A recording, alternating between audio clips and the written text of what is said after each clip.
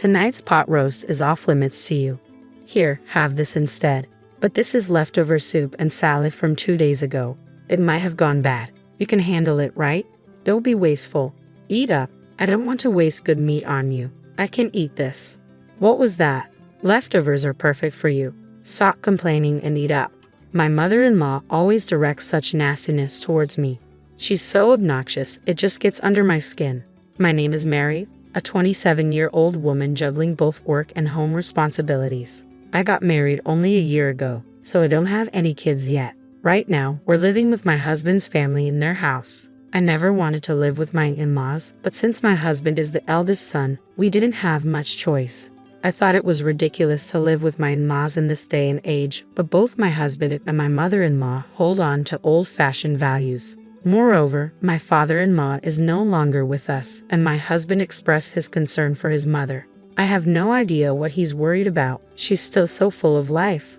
My brother-in-law is single and working overseas, so I guess that's just how it has to be. But I still hate it. Now even my husband has started being mean to me, following in his mother's footsteps. He never said anything mean before we got married, but his attitude changed drastically. I feel deceived. He's always acting superior and he always yells at me. It gives me a headache. Hey you, why is my shirt so wrinkled? Ha, is it wrinkled? Yeah, I'll be embarrassed at work like this. Can't you even iron properly? Why can't you do something so simple? No, I did iron it. Your properly is not proper at all. Realize that. What a useless wife you are. That's so mean. You don't have to say it like that. Are you talking back to me? Your face is as wrinkled as this shirt, and you're annoying. Seriously, you look older than you are. It's a turnoff. Oh really? Before we got married, he used to call me adorable. He treated me like a princess. But now he insults my parents and laughs about it.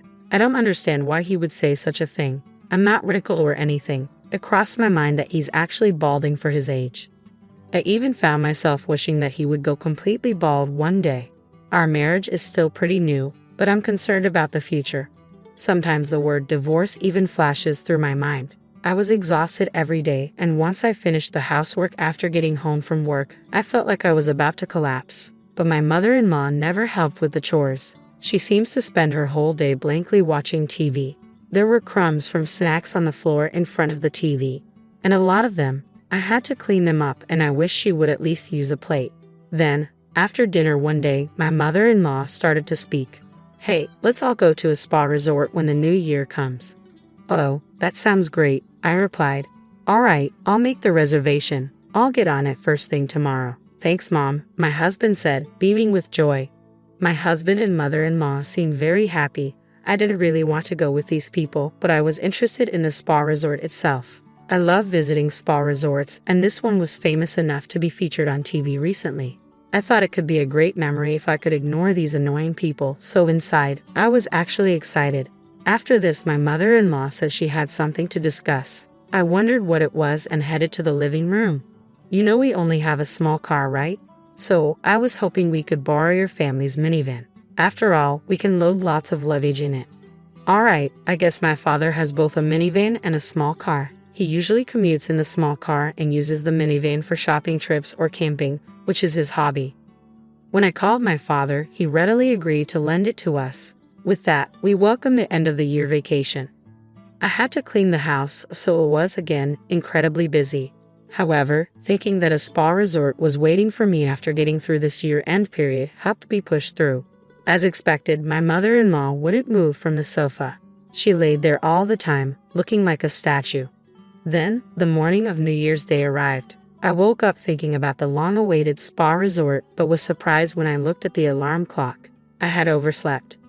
What? It's already 8:30, but David isn't here.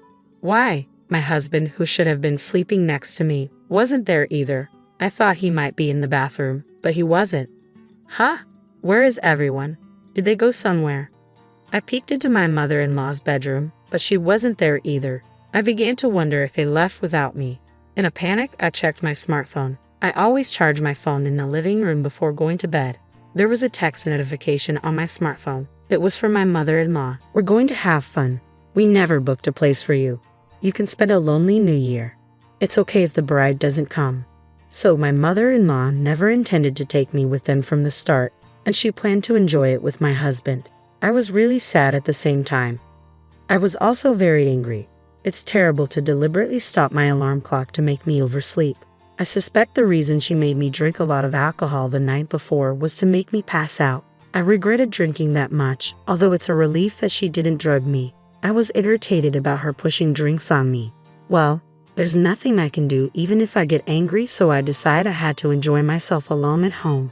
I really wanted to go home to my parents, but they're also away on a trip by plane, so it's pointless to go back.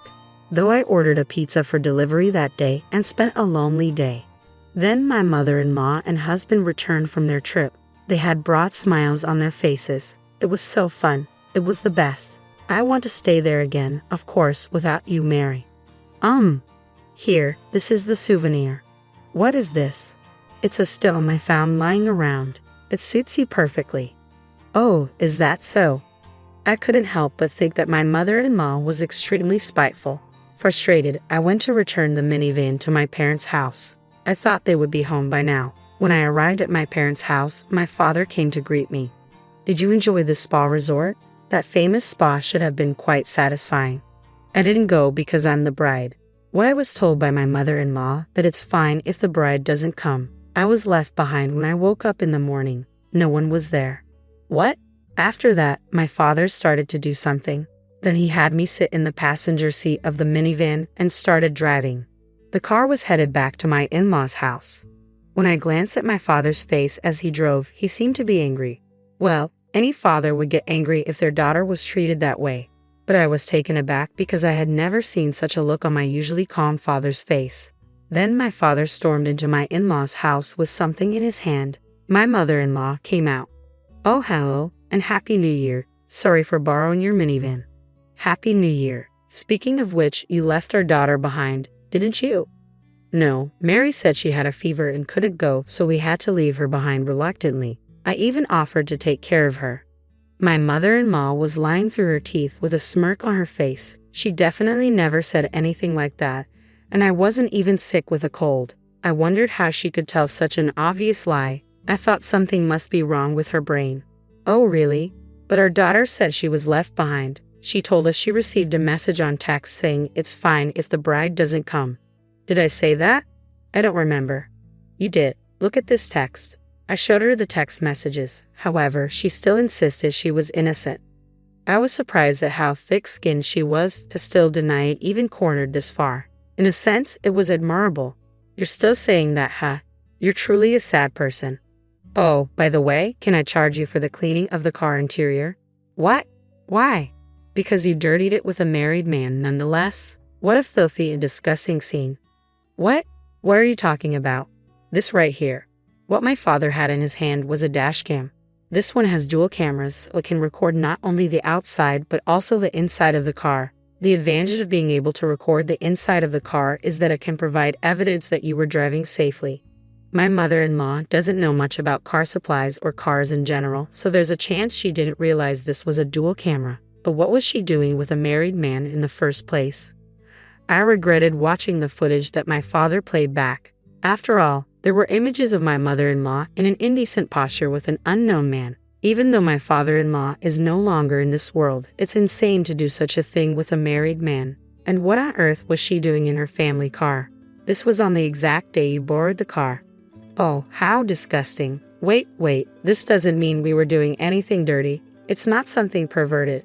My mother-in-law was in a panic, fumbling and stammering on the spot. Tears welled up in her eyes. She was on the brink of crying. I found myself curious and somewhat amused about when she would finally break down. Maybe I'm being cruel, but after all the time she tormented me, she deserves this much. I couldn't be sympathetic or kind to someone like her. Then she began making pathetic excuses. Her reasoning was all over the place. It was clear she was flustered, yet she was desperate to defend herself. Suddenly, my father pulled another item from his pocket. It was a photograph. The picture showed my mother-in-law and the man from the video engaged in assorted acts in broad daylight. It was unthinkable. The background of the picture suggested it took place somewhere secluded, but the audacity to do this in the daytime was still shocking. You wouldn't have seen these if you hadn't been mean to my dear Mary. Why do you have that picture? Because I'm a detective, remember? Oh, do you recall now? Look, I've been telling you this all along, haven't I?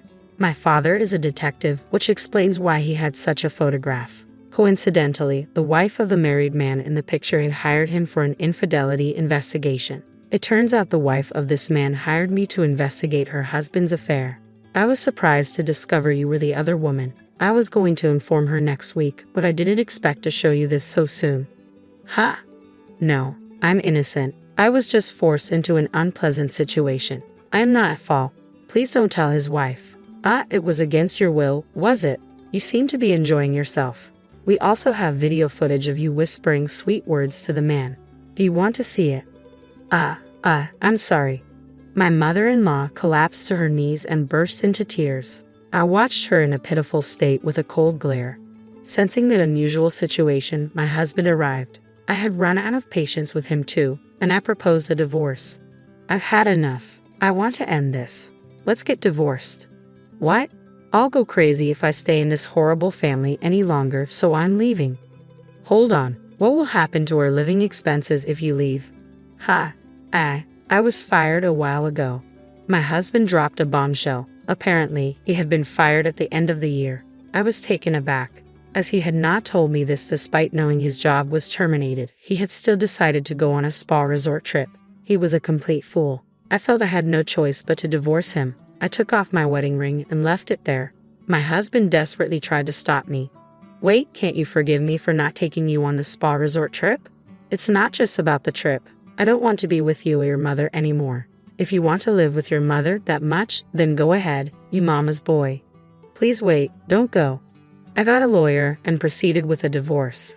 My ex-husband seems to be having trouble managing his living expenses now that I'm gone. I thought he should find a new job quickly, but having been fired from his last job for theft, he'll probably struggle to find a new one.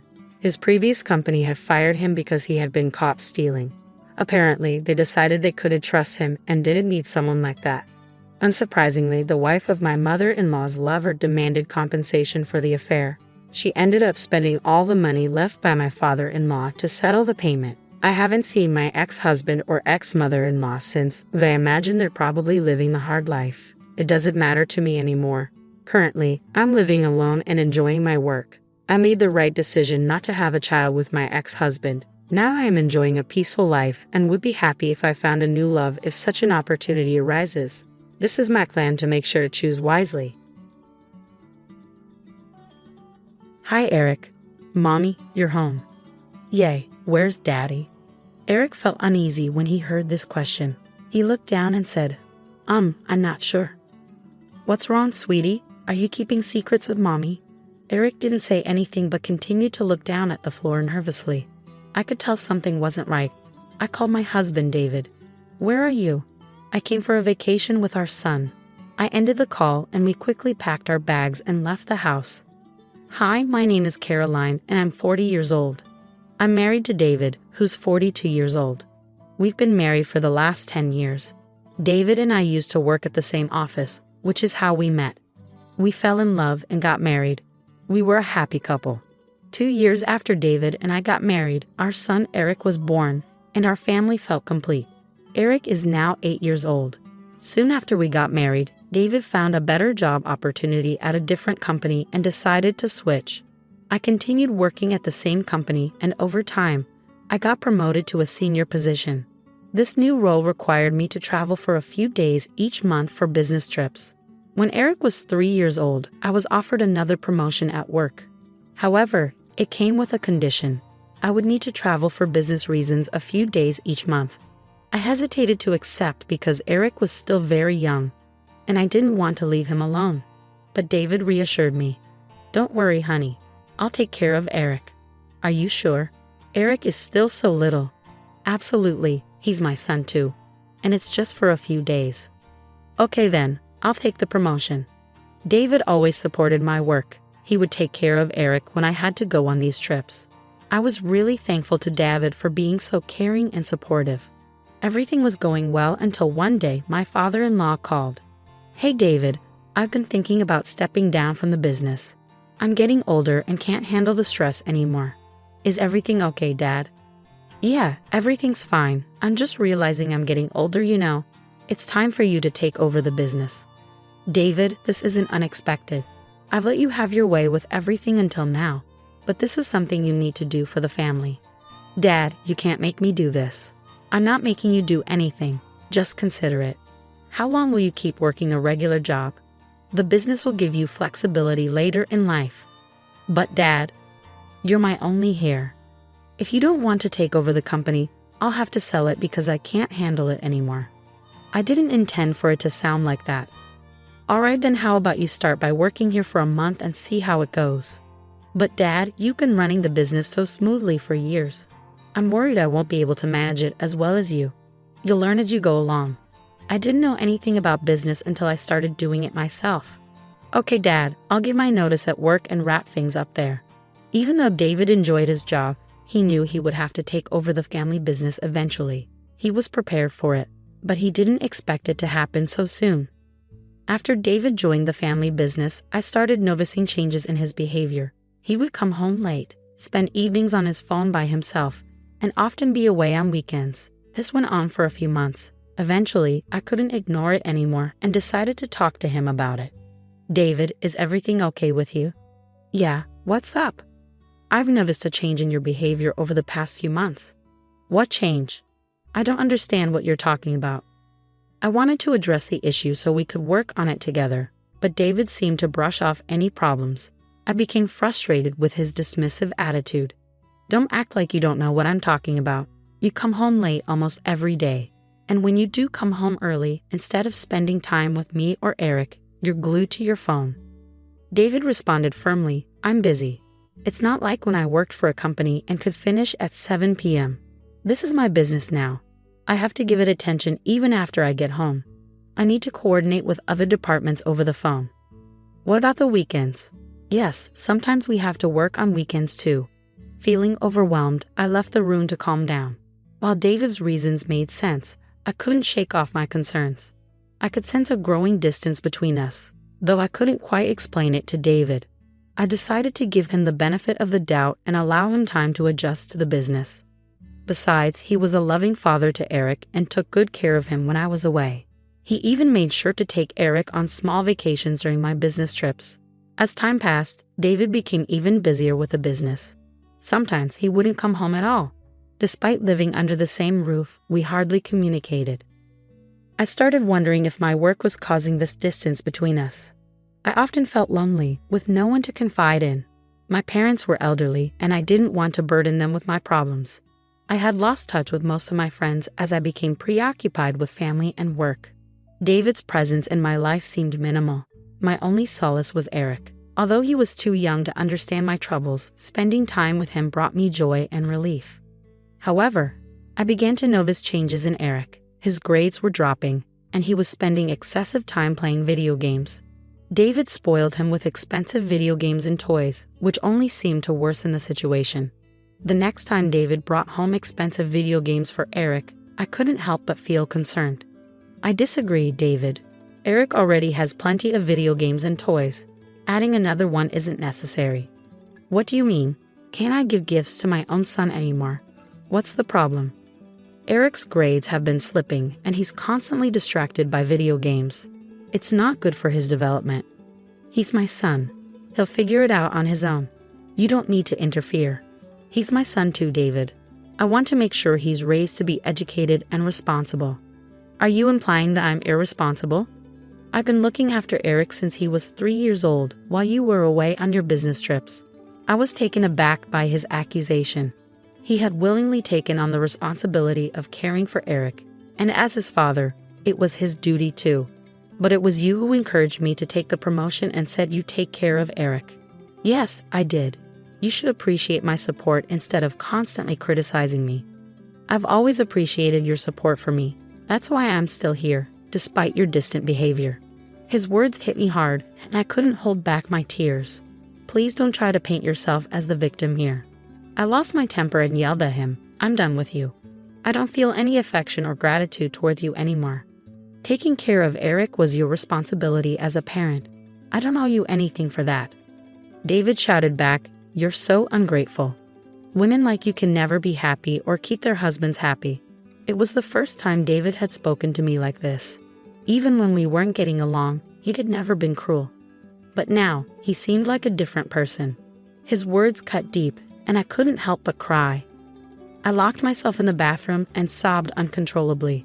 Eric overheard our argument. When he saw me locked in the bathroom for a long time, he started knocking on the door, crying, "Mommy, please come out." Eventually, I washed my face, unlocked the door, and hugged him. "Mommy, I was scared when you stayed in there for so long." "I'm sorry, honey. I was just taking a long bath. But your hair is still dry." I chuckled and pinched his cheeks. "You're quite clever, aren't you? How about spaghetti for dinner?" Eric's eyes lit up. Yes, spaghetti. His excitement brought a smile to my face, pushing aside my worries. Meanwhile, David remained on the couch, engrossed in his phone. I prepared dinner for Eric and tucked him into bed. With an early flight for my business trip the next morning, I packed my bags and left a note with my travel details on David's desk.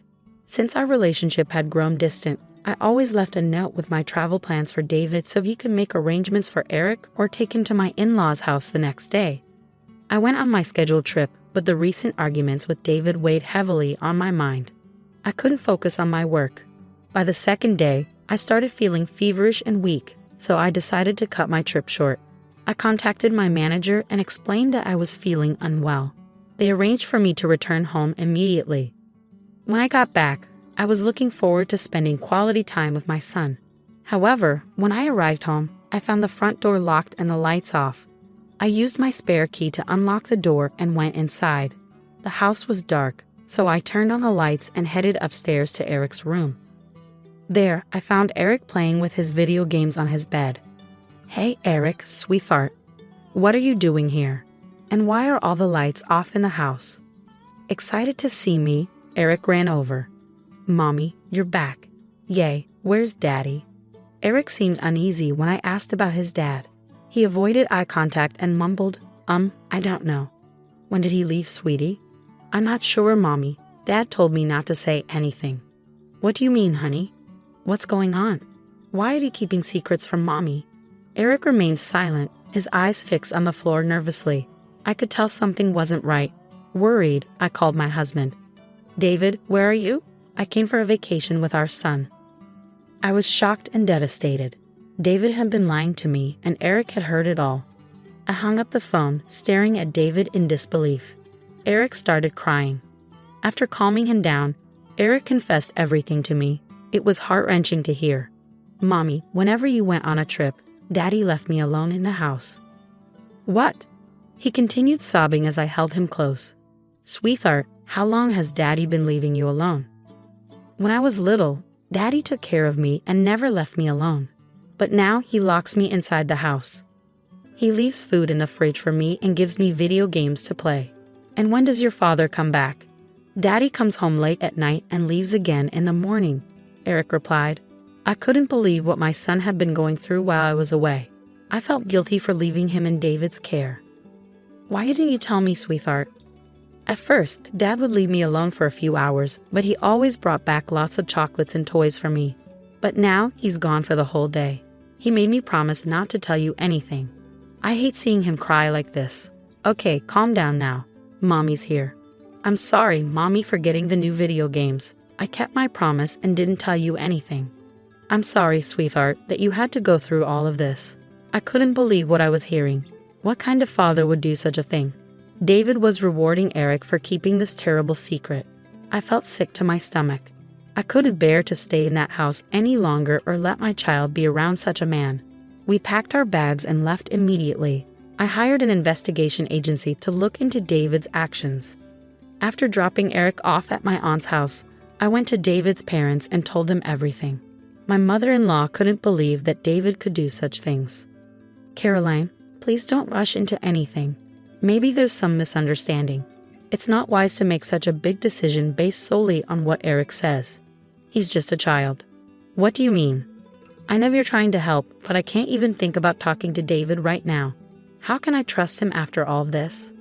I was too angry to grasp her suggestion properly, even though she probably meant well. "Do you really believe Eric would make up something like this? And why would David lie to me about being on vacation with Eric?" "Well, maybe he was just caught up with work." I lost my patience and decided to lay everything out. This incident isn't isolated. Your son has been distant since he joined the family business. He comes home late, hardly spends time with Eric, and often spends his weekends away. Are you suggesting that all of this is because David joined the family business? My father-in-law interrupted. Brianna, let her speak, he said. Caroline is right. I never imagined David would change like this after joining the business. Some of my senior employees mentioned David's growing closeness with his assistant. What? Why did he tell me about this? I brushed it off as workplace gossip. People tend to enjoy spreading rumors like that, my father-in-law explained. I never thought David would do something like this. He loved you and Eric so much. I should have taken it seriously. I regret it now. Please forgive me, Caroline, he pleaded. I sat there in shock, unable to say anything. Brianna looked equally stunned. They both seemed devastated. David had always been seen as the perfect son, husband, and father. He had let everyone down.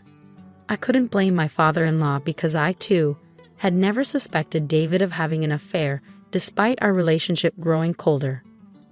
I attributed it to our busy schedules. I had foolishly hoped that once Eric grew up and we were free from parental duties, we'd be happy together again in our retirement. But now, everything felt shattered. After leaving my in-laws' house, I started receiving calls from David. I assumed my in-laws had spoken to him. I ignored his calls and blocked his number. I stayed with my aunt for a few days while searching for a new place to live. Eventually, the investigation agency sent their reports, confirming my suspicions. David had indeed been having an affair with his assistant, Lily. He would skip work and spend the day at her place whenever I was away. I hired a lawyer and sent divorce papers along with the evidence I received from the agency. It turned out that Lily was a single mother to a 5-year-old girl. She had been divorced by her ex-husband due to an extramarital affair during her pregnancy. When she applied for her job, she portrayed herself as a victim, claiming she divorced her husband because he cheated on her while she was pregnant. Despite her lack of qualifications, my father-in-law had given her a job out of sympathy. She deceived everyone in the office with her false story. It seemed she had also used the same tale on David. However, the investigation revealed her true nature. Further digging uncovered details about her ex-husband. He had divorced Lily without providing any alimony or child support, alleging that the baby was not his. A DNA test confirmed his claim. I forwarded all these details to David through my lawyer. According to my lawyer, David was devastated by the evidence and ended things with Lily. He accused her of breaking into our house. David wasn't ready to let go of our marriage. He loved Eric deeply and couldn't bear the thought of losing him. He admitted to my lawyer that he had been influenced by Lily and begged for another chance. He also confessed that it was Lily's idea to leave Eric alone at home, mirroring her own situation with her daughter. If it had only been me hurt by David's actions, I might have considered giving him another chance. But now it was a matter of my child's safety and upbringing. I couldn't raise Eric with a father who would bribe him into lying. After enduring so much pain, I was determined to get a divorce. It wasn't just a matter of days or months. David had betrayed my trust for years, yet I had never doubted his loyalty. I couldn't forgive him for breaking that trust. I refused any settlement other than divorce. My father-in-law apologized for David's actions and supported me throughout this ordeal. The news of David's affair and our divorce spread like wildfire throughout the office, leading to gossip and speculation. Unable to bear the shame, my father-in-law removed David and Lily from the company. He took charge again for a few years before selling the company to another businessman for a substantial sum. David's name was removed from his parents' will, and instead, Eric inherited his grandfather's legacy. David was disowned by his parents as he had shattered their trust too. David relocated to another part of the city where he faced judgment from the community for his infidelity with his assistant. Meanwhile, I transferred to a different department where I didn't have to travel as much. This allowed me to balance my work and home life more effectively. I hired a full-time nanny to care for Eric, ensuring he received the attention and care he deserved. I'm considering leaving my job in a few years. I've saved enough for my retirement and want to enjoy life to the fullest with my son.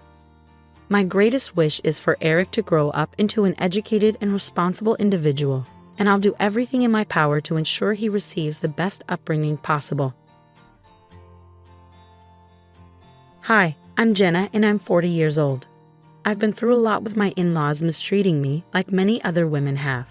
But my experience is unique because I found a way to stand up for myself. I want to share my story to help others facing similar struggles. It all began when my husband told me, "I have something important to tell you." "What's wrong, honey? Is everything all right?" "No, I'm scared. I saw my mom and sister do something really bad." "What? What did they do?" "I finally understand. I don't think these women have your best interests at heart, and I'm truly sorry for not believing you before." Micah was talking about all the times when Gladys and Hannah, my mother-in-law and sister-in-law, treated me unfairly. They would ruin my outfits for special events, mess with my food and drinks to embarrass me, and even spread lies about my successful business, all because they resented me for marrying their son and brother. I had complained to Mako about their behavior countless times, but he never took me seriously. However, in this moment, he finally did. "Well, what changed your mind?" "I saw this." Mako showed me security camera footage from our business. My husband and I sell crocheted items, like baby clothes and purses. It's a business I started and have been passionate about, but Gladys and Hannah always tried to discourage me from pursuing it. "Are you sure you should be involved in this business? It's not going to succeed, especially with your lack of expertise." "Excuse me?" What she means is that you're not capable enough to handle this business. You should just give up and focus on being a housewife or finding a regular job. Starting a business is too difficult for someone like you. You understand what I'm saying? These women always tried to stop me from doing things that made me happy. I think they were jealous because why else would they behave so horribly? My suspicions about them being mean finally became clear when they tried to embarrass me. Even when I showed my ruined dress to my husband, begged him to taste my tampered food, and proved their lies about my business, he didn't believe me. He had to see it for himself. And finally he did. The video Micah showed me was shocking.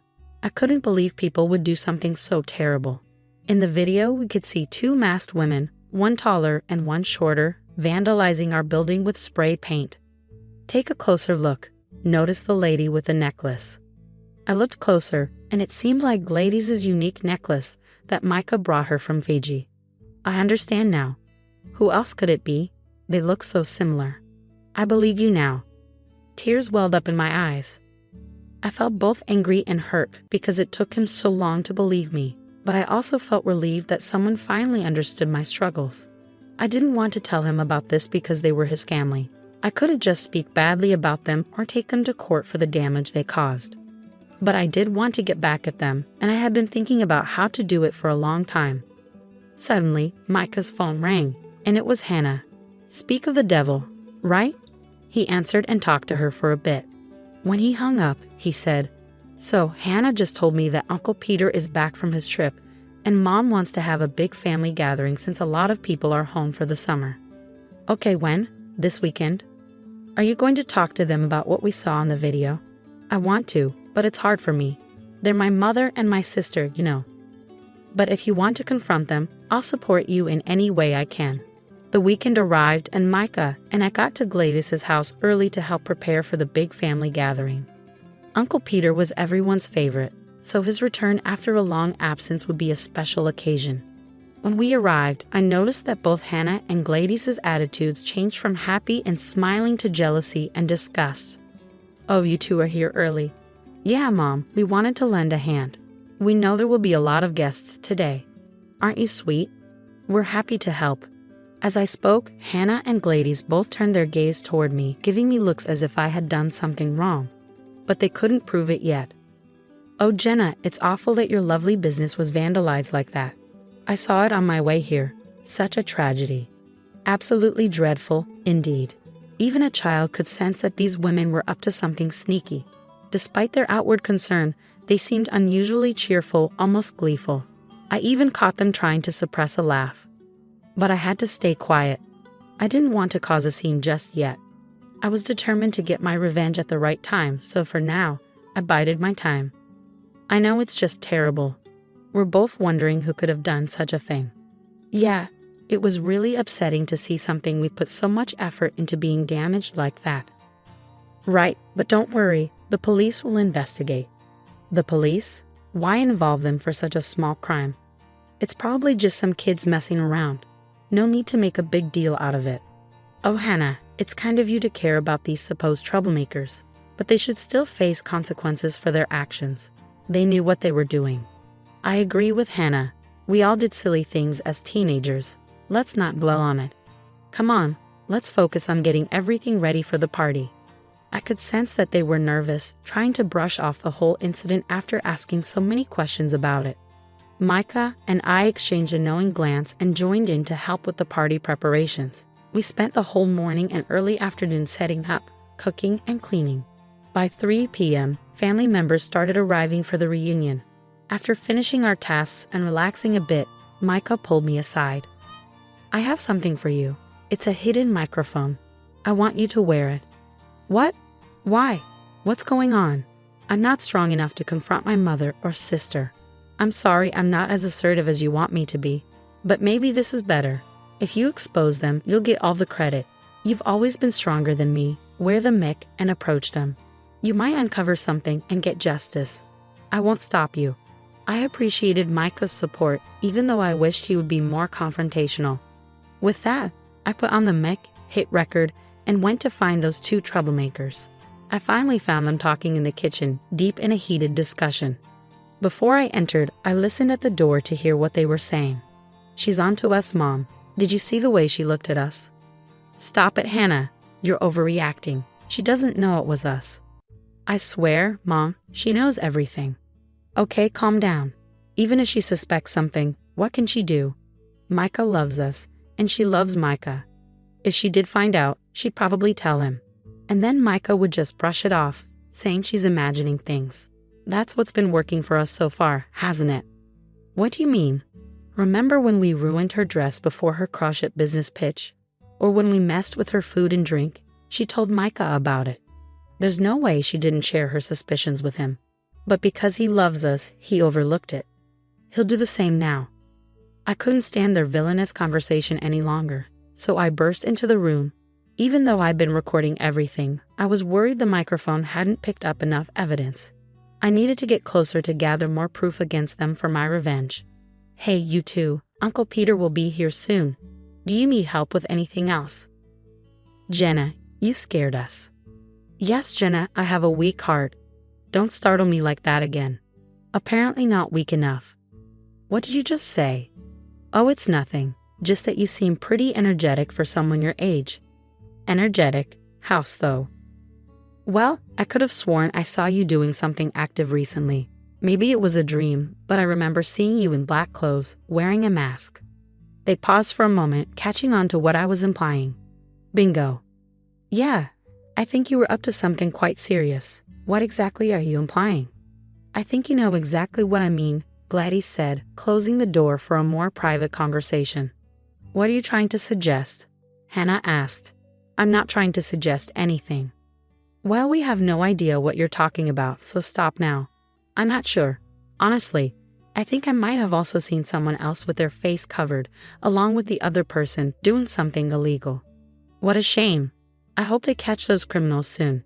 Anyway, Mom, I think we should leave now. Not so fast, Hannah. I want you both to see something. What's that? I then showed them the video footage that Micah had shown me. Oh, you caught the vandals. Well, now that we know who they are, there's no need to look into it any further.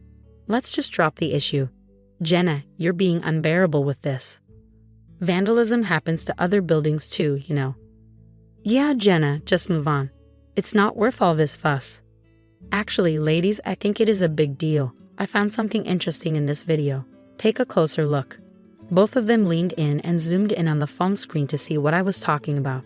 The horror and shock on their faces confirmed all my suspicions. They were the ones who had vandalized my building. I knew it, Mom. Quiet, this doesn't prove anything. Who else has this necklace, ladies? I can't handle it anymore. Okay, it was us. Hannah, don't you dare say another word. Well, Mom, she's figured it out. I don't know what you want me to say. Yes, Jenna, we did it. We damaged your business. But what are you going to do about it? Yeah, Jenna, there's nothing you can do in this situation. We know that Micah cares more about us than he does about you. So even if you try to take action, he won't punish us because he loves us. He really does love you guys, and he probably won't do anything. But sweetie, why do you think I won't? Do you think I'm afraid of you too? You mess with my business, which is like my child. I won't let you off the hook. Gladys and Hannah both tried to grab the phone from me, but thankfully I was faster and managed to escape. Come back here, you foolish girl. Even if you grab the phone, the data's already backed up, so there's no point in fighting me unless you want to worsen your already weak heart. Don't you dare provoke my mom. Do you think you're funny? Do you think you're clever? Give us the data now, or else I'll... What? Huh. What will you do?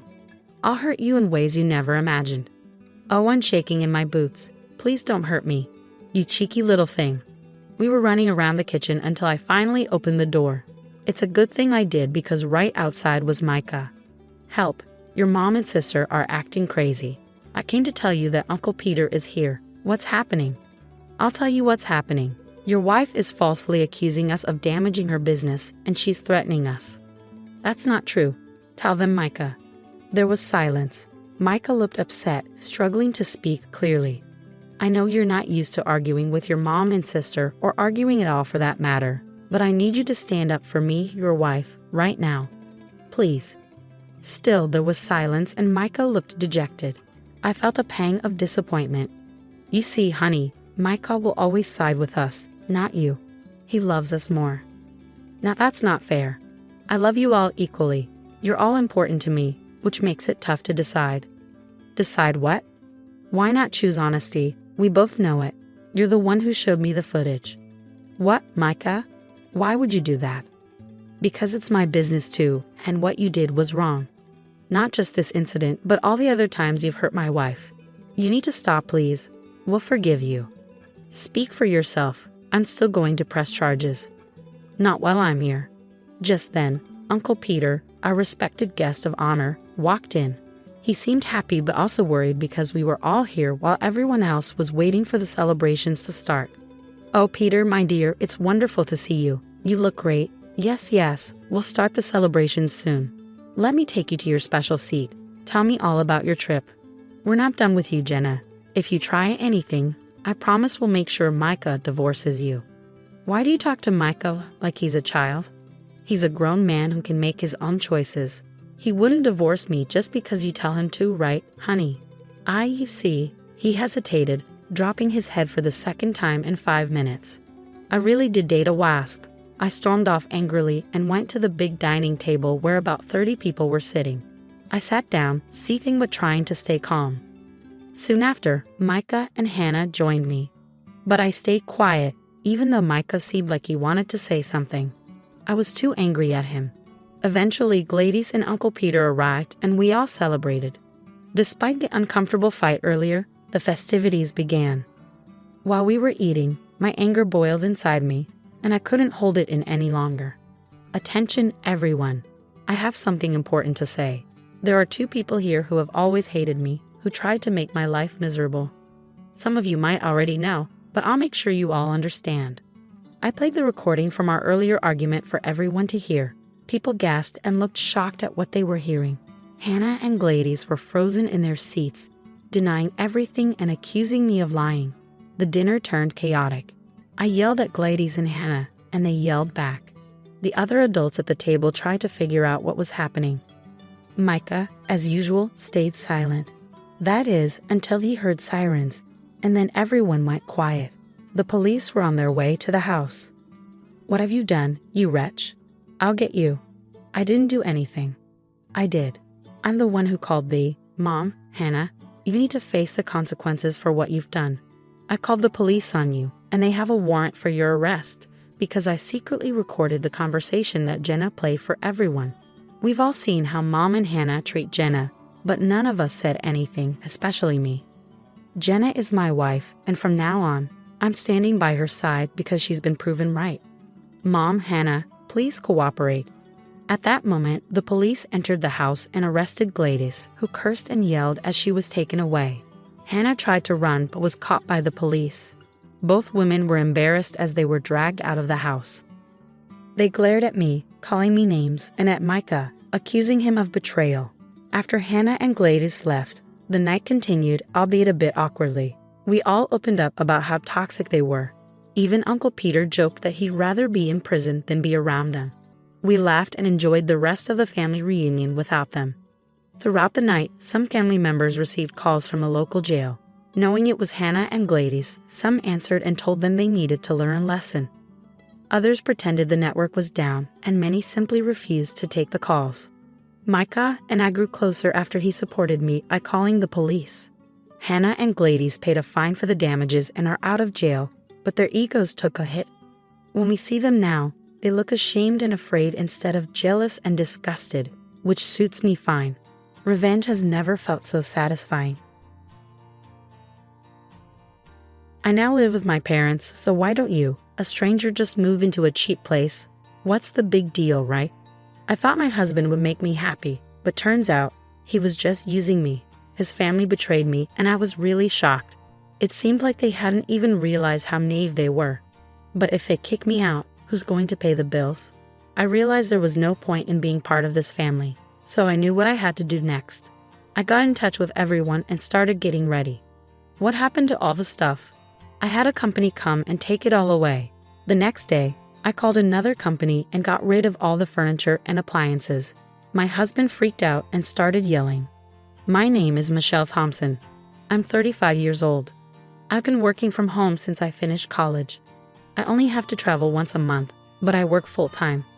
My company has been really understanding because both of my legs are disabled, so I use a wheelchair to get around. This happened because I had a motorcycle accident in college. A car crashed into me from behind on the highway, and I was thrown into the air.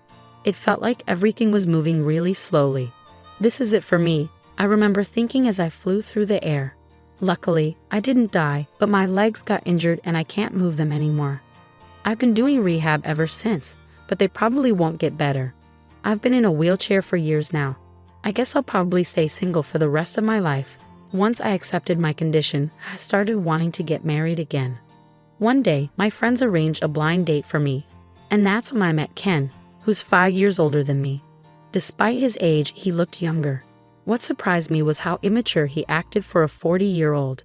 He's very straightforward, which means he doesn't hold back.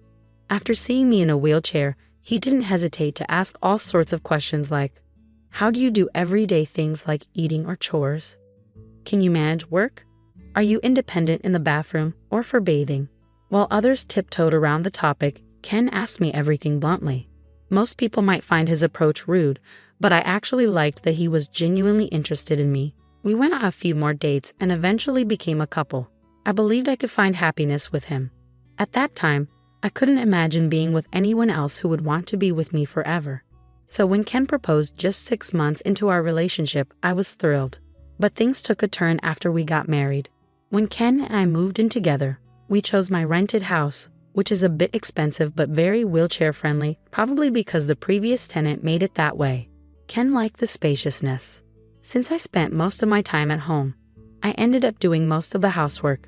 Sometimes when I was tired, I'd ask him for help, but he'd just say he was too tired and wouldn't lift a finger, not even to help me bathe. Seriously, I'm not doing that, Ken said when I asked him for help. I technically can manage on my own, but it takes a lot longer. When I lived alone, I had a caregiver come twice a week to assist me in the bath. I was used to managing the other 5 days on my own, but I always wished Ken would help. It would be so much quicker. Every time I spent a long time getting into the bath, I stopped asking for the caregiver's help because Ken said it was a waste of money. As I was bathing, I started feeling tired in my arms. The bathroom was originally designed to be accessible, which was one of the reasons we chose the place. But when Ken took a bath first, he wouldn't tidy up afterward. He'd leave the bath bucket out and shampoo bottles on the floor, which made things even more difficult for me. Hey, could you please think about making it a little easier for me when I bathe alone? Just let me have a bath without overthinking it, I asked him. But no matter what I said, Ken wouldn't listen. This house is designed for you to live comfortably. I moved in for you and you still complain, Ken argued. You wanted to move to Ken. When did I ever say that? This house was originally my place. That's why it's set up for someone in a wheelchair. The first time I invited Ken over, he seemed impressed by the spaciousness and the appliances. I'd love to live here after we're married, he said, admiring everything. But now he complains, saying things like, this handrail is such a nuisance. It's like living in an old person's home. Why would you say that? Yeah, I should have looked more closely before, I admitted to myself. It finally dawned on me after we started living together. Ken married me because of the house, the appliances, and the fact that I could manage household chores despite my disability. Ken received praise from his colleagues and friends for being a wonderful husband, but that's far from the truth. He's just taking advantage of the fact that I can do everything by myself despite my disability.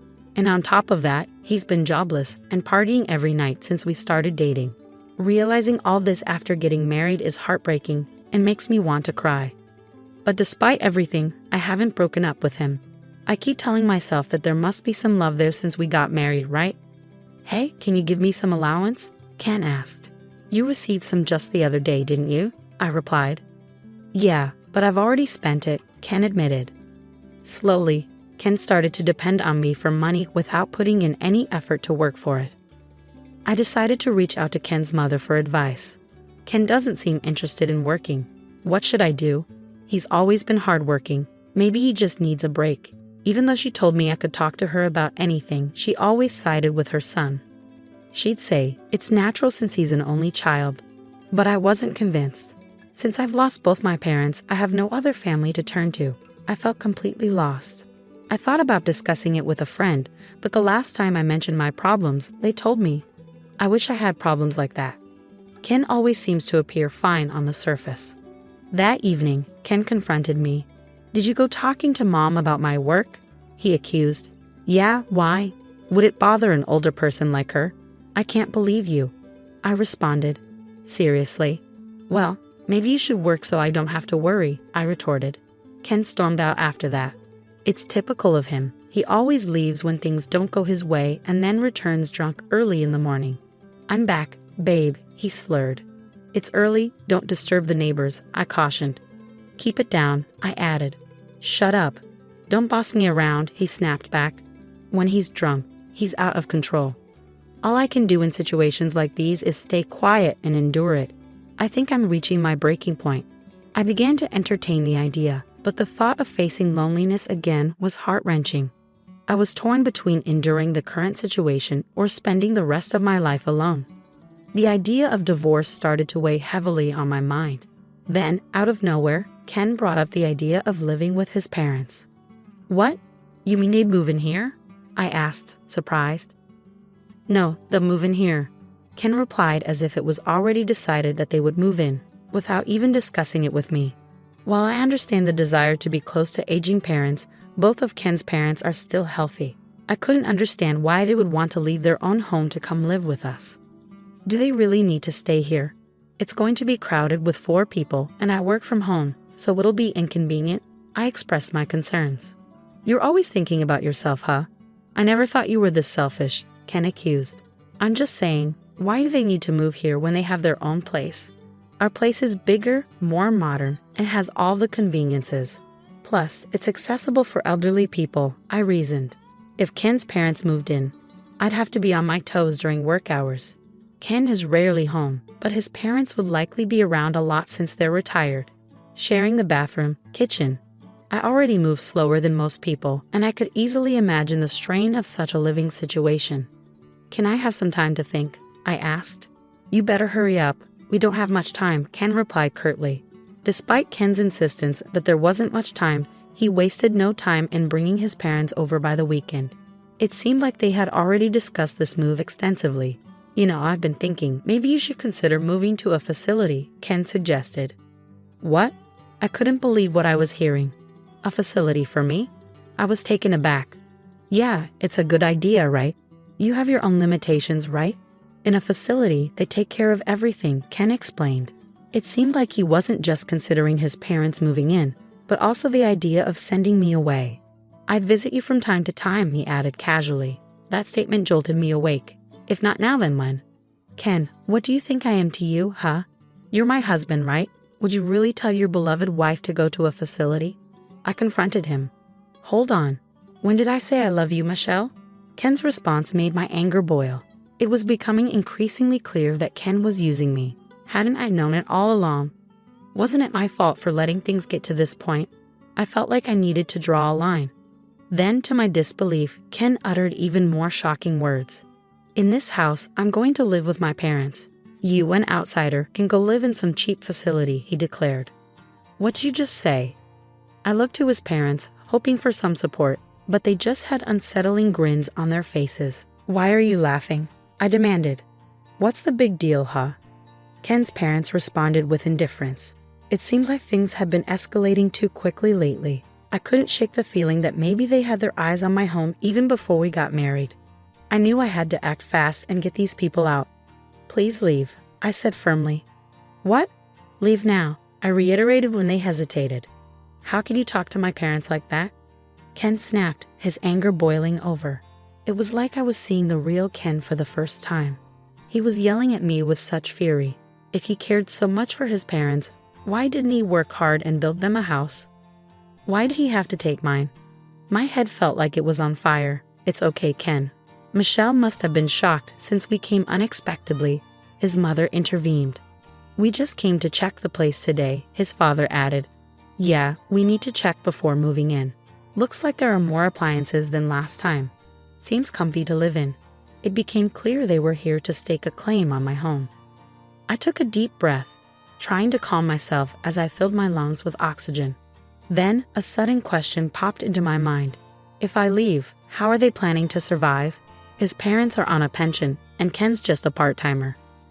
I'm covering all the rent and living expenses. Who's going to pay the $2,800 a month? Do his parents think Ken's earning the living expenses? I voiced my concerns, but they were ignored as his parents cheerfully left. Ken followed them. I'm going to stay at my parents' tonight. Hold on, we need to talk, he said as he left. There's nothing to talk about. I, the man of the house, have decided. I won't change my mind, he declared before leaving me alone in shock. But I couldn't just stay like that. I immediately called a real estate agent I knew. Ken didn't return that night, probably celebrating with his parents. I quickly sorted out essential and non-essential belongings. When Ken returned the next day, he saw the organized stuff and laughed. Oh, started packing. Found a place to move to already? Ken asked, surprised by my swift action. Yes, I have, I replied, handing him a card. And here's the card of a divorce lawyer. Here you go, Ken. From now on, let's communicate through the lawyer. A divorce? Why? If you're kicking me out, there's no point in being married anymore, right? Ken tried to reason. Ken seemed taken aback by the mention of divorce. You can't live without me, right? He added, almost as a question. I don't understand what you mean. Who else would marry you? Ken responded, his arrogance showing. I can live on my own, but you said you wanted to get married. I reminded him. It was only then that I realized how arrogant and overconfident Ken was. He approached me thinking I was a lonely, disabled single woman. I'm independent, have money, and never struggle with my living. Plus, I stay home all the time, so I handle all the chores for him. I'm the ideal woman. Money keeps coming in even if he doesn't work. He thought I wouldn't leave because I couldn't find anyone else. That's why he was shocked when I casually brought up divorce. Why? You know, if you divorce me, you might be single for the rest of your life, Ken warned, revealing his insecurity. Well, if it means living a married life with you, I'd rather be single forever, I asserted. Whether I spend the rest of my life alone isn't for you to decide. I added, my usually submissive demeanor giving way to defiance. Ken seemed flustered, and I could tell he was panicking. I never thought he was such a weak man. I realized I had been putting up with him for far too long. Once I made the decision to divorce him, I felt a weight lift off my shoulders. I had been too focused on getting married. Anyway, you don't have to move out right away. I didn't mean to rush you into a facility that soon, I said. Oh, it's fine. I'll do as you wish. Don't worry, you won't find a place that fast. Think it over, okay? Ken replied, trying to regain control of the situation. I've already secured a place, so it's all right, I informed Ken. What? Wait a minute, isn't this too soon? Ken responded, clearly taken aback. I observed Ken's shifting attitudes from smugness to panic. Dealing with him was becoming increasingly irritating as I calmed down. The facility staff are informed and know about my situation, so everything's fine. I reassured him, determined to move forward with my decision. When did you even set all this up? Were you preparing all along? Ken asked, clearly surprised by my sudden revelation. Yes, even before I met you, actually. I had been considering my retirement and had my eye on a certain facility. It's more like a condo. After an injury during my hospital stay, I read various investment books. I had decided to invest in stocks and real estate. I had diversified investments between my salary and my parents' inheritance. The facility I had my eye on, I had already purchased and had been renting it out for income. I never mentioned this to Ken. It's my hidden asset, I explained. We don't need to get a divorce. I get it. You can stay here. Let's live with my parents, Ken suggested. Do you not get it? Why would I ever do that? I responded firmly, feeling empowered by my newfound independence and decision-making. He seems pretty dense. Even after bringing up divorce, he still seems to believe he's the only one for me. I thought to myself. Sorry, but my mind's made up. What's your problem? I confronted Ken. You're so selfish. If you come crying back later, it's not my problem, Ken retorted. I won't be, so don't worry, I replied confidently, determined to move forward without him. Ken fell silent, lost in thought. Hours passed as I continued packing up my things. Then, I overheard Ken making a phone call. It seemed like he was speaking to his parents. It struck me as pathetic that he needed to rely on them for such decisions. Eventually, Ken approached me. Fine, we'll get a divorce. Just leave quickly, he said begrudgingly. Perhaps he would miss having me around to take care of the household chores. But he likely saw living with his parents as a way to avoid them. With that, Ken left for his parents' home. I'm going to talk to my folks about what's next. Get ready to move out quickly, he informed me. Yes, I'll do that, I replied, ready to start a new chapter of my life without him. I finished moving all my stuff within a week. During that time, Ken never showed up. We met again a day after the move was completed. As I was settling into my new home, Ken called me outside and asked, Hey, what's going on? This place is almost empty. Where are the appliances? I had a service pick up those items for me, I replied calmly. What? I had called a service the next day and had them collect all the furniture and appliances, Ken exclaimed, clearly agitated. My husband's frustration grew and he began grumbling. Not only Ken, but also his parents were there. All the appliances here were bought by me. They are all from when I was single. The only thing that's yours is right there, he pointed out. There were only 3 cardboard boxes. I did leave the clear clothing container we bought after marriage, I added. Michelle, we can't live with this. We need to split the property if we're divorcing, Ken insisted. That's right, we can't live here like this, his mother chimed in. What are you talking about? Nobody can live here, Ken protested. What do you mean? The rent's $2,000, I clarified, confused by their sudden concern. You could see the shock on Ken and his parents' faces. I reminded Ken of something I had told him when we got married. This isn't your own house. No, it isn't. I got a bit of a discount on the rent because I asked a real estate agent, I explained. I know if I move out, the rent will go up even more, given that this is a property with disability access. And I've already received several inquiries from people with the same concerns. I recommended that they move out. Why didn't you tell us sooner? What are we going to do now? Ken asked, clearly flustered. I don't know. I did tell Ken. I didn't hear about it. I'll sue you. His mother threatened, her frustration boiling over. I saw that coming, honestly.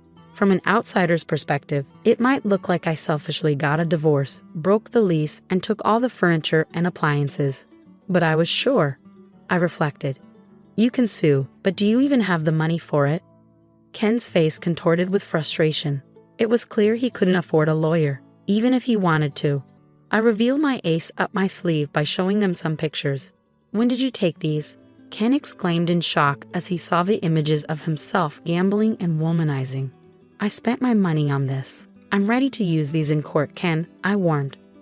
What the hell?